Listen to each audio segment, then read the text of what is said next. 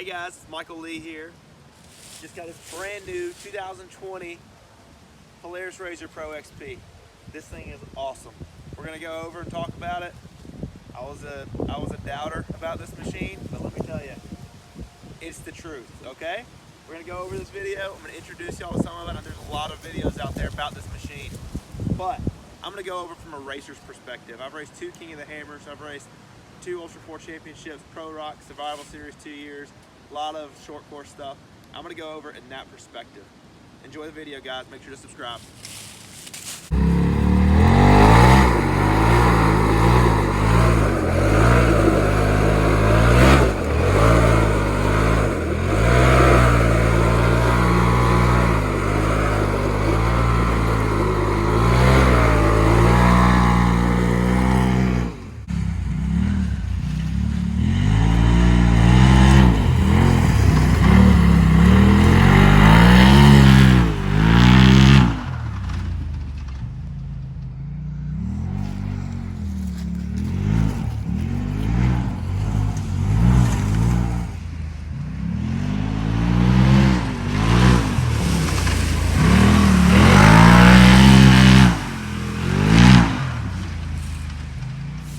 Okay, so this thing, once I first get in and around my little home track that I got some property here and we were just blasting around and stuff, it's so stable.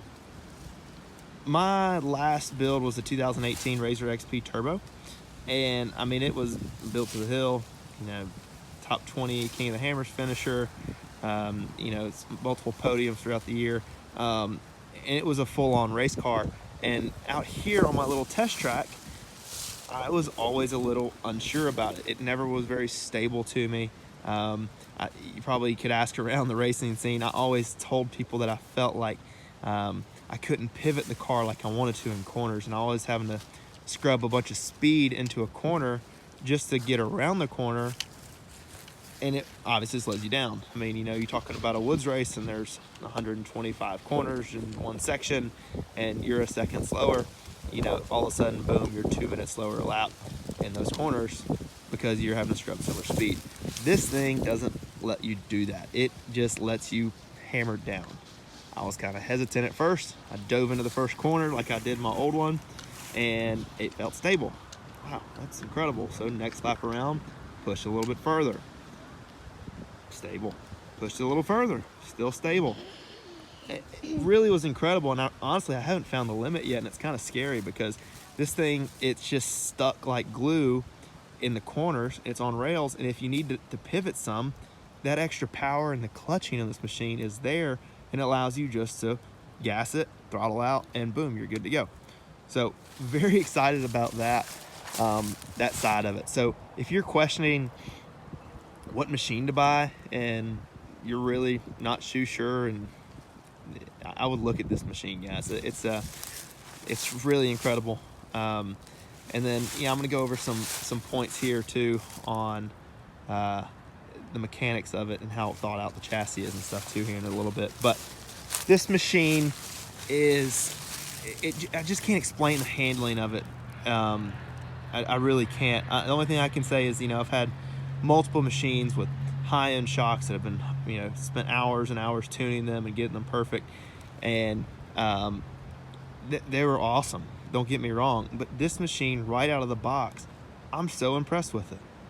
You know, it looks like they got the tenders a little bit better, the springs a little bit better on these. This is the Walker Evans edition, you know, the premium edition, so that probably is helping it out some, but you know, just the rough, like I get a little jump right there, boom, hit it.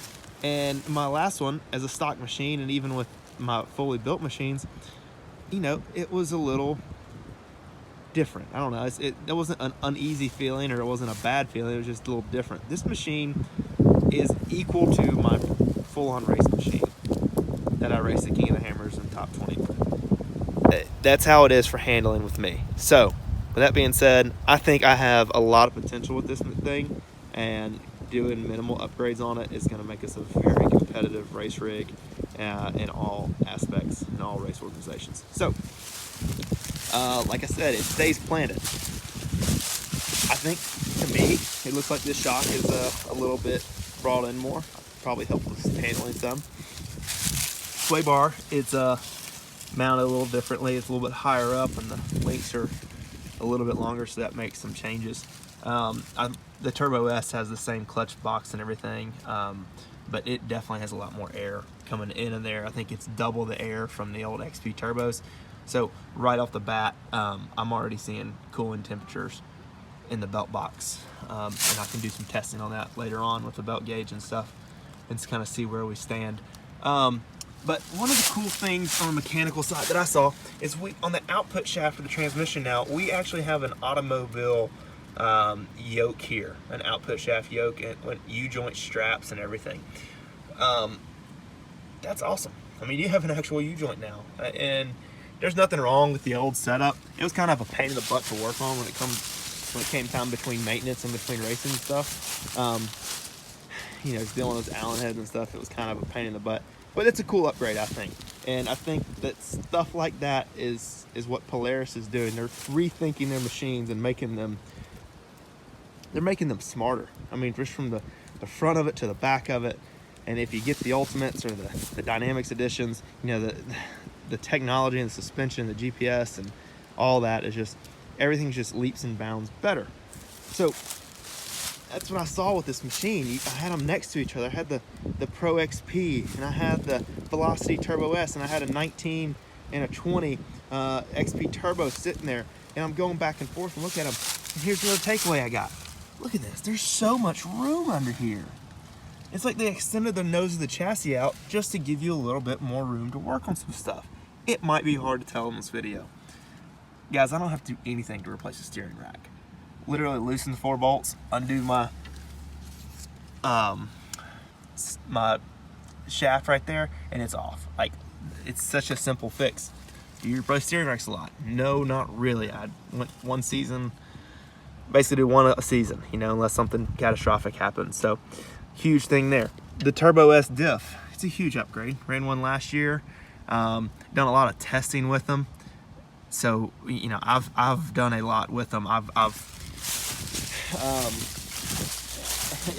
tested a lot of them, so I've taken a lot of them apart, and I've seen, you know, there's been some failures with them, but, you know, from what we were racing on the last ones, this diff is leaps and bounds better than the original XP Turbo front differentials, and I'm going to continue to push those front differentials and test them. So that's something that is going to be cool for me. These Walker Evans shocks, they're great. They're just the off-the-shelf models. There's no live valve in here or anything, but like I said, the tender springs are a lot better, I can tell from the factory, and the shocks do feel good overall. So that's kind of my takeaway on the front end. You kind of get a better idea how much extra room you have right here, and it really is just incredible what they did for it. So steering rack, easy access, sway bar, easy access. Everything's just easier to work on. It's more thought out. And I know some people don't really care about that, but again, this is a racer's perspective, and this makes it a big difference. So remember that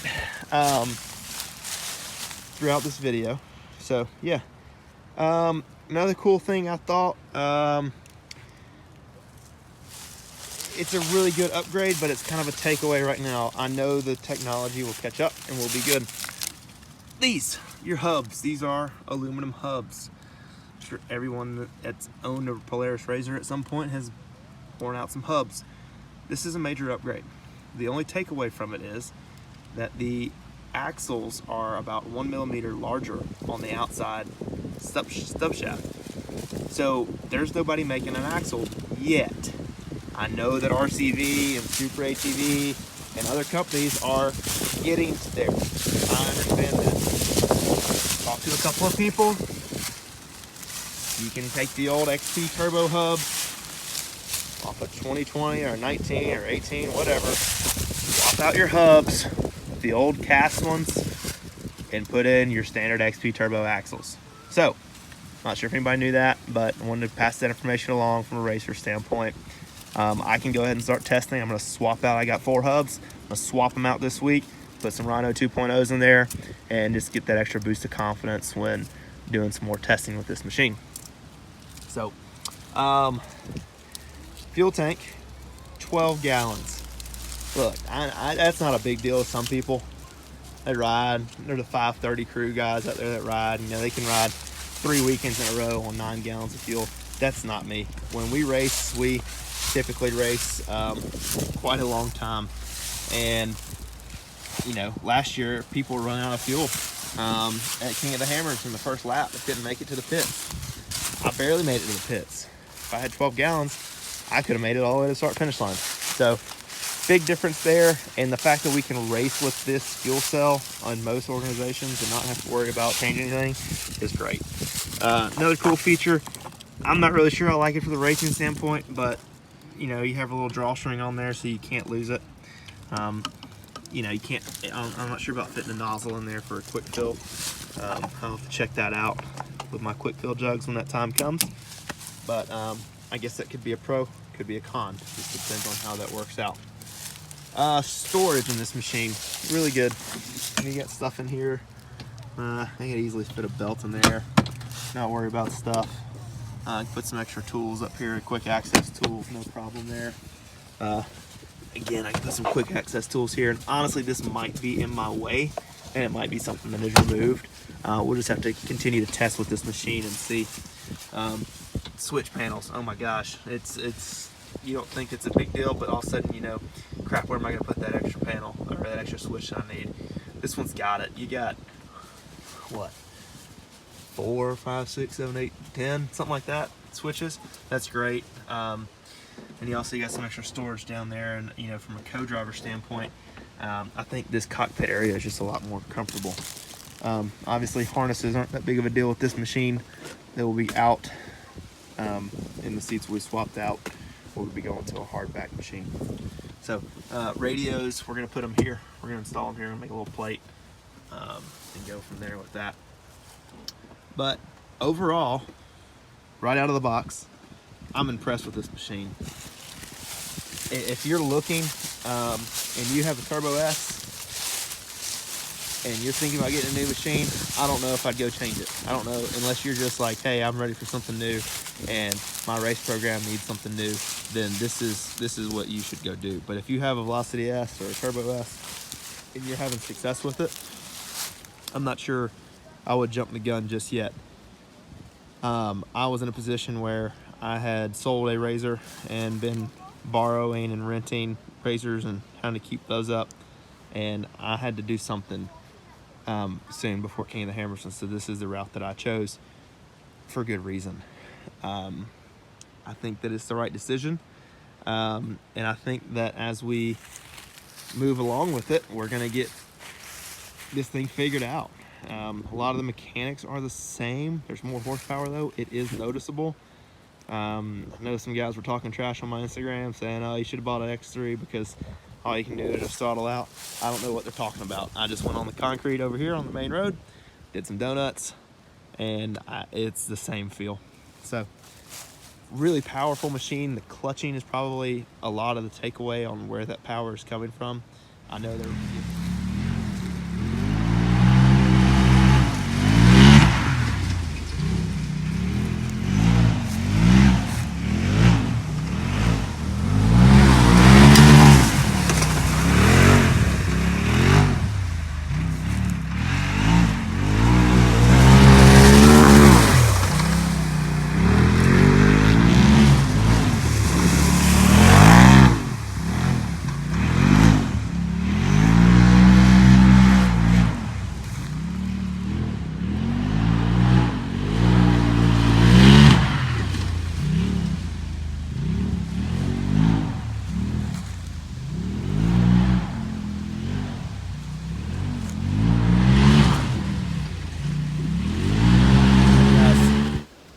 First test drive, it's absolutely insane.